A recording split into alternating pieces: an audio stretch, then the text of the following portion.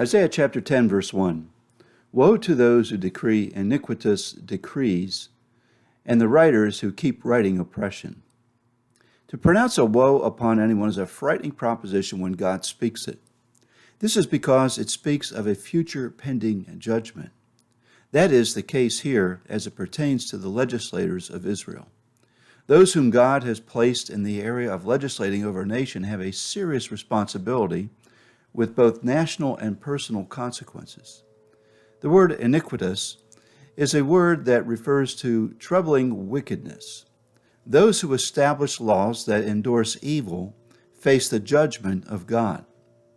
I know that many of us are concerned about the upcoming elections. In fact, I think that many are fearful that our country, due to the way we see things going, we're fearful for our country.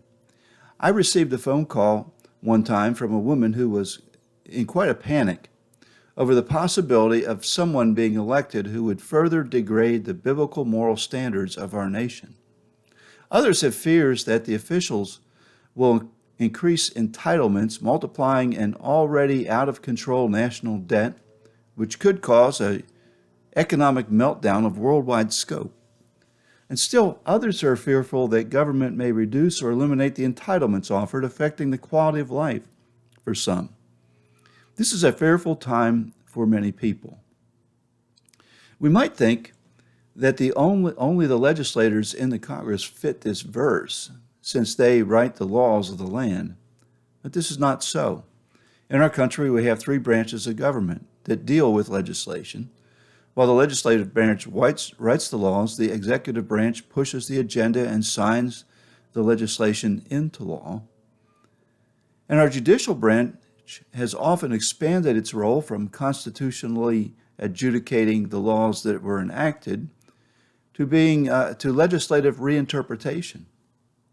In short, all of our governmental officials have a responsibility under God, whether they realize it or not. And my point here is this. It's not to get into the political debate. It's to get you to stop obsessing over the election.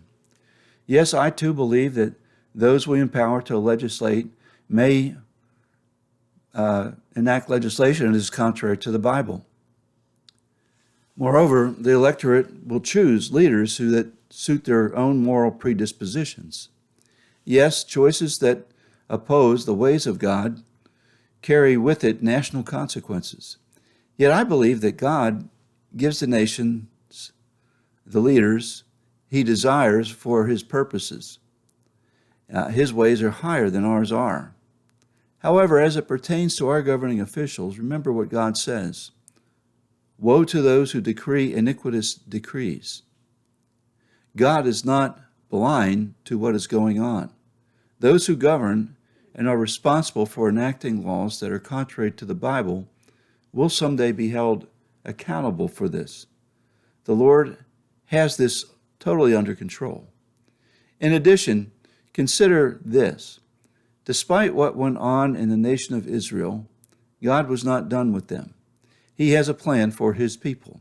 He always considers his remnant and watches over them.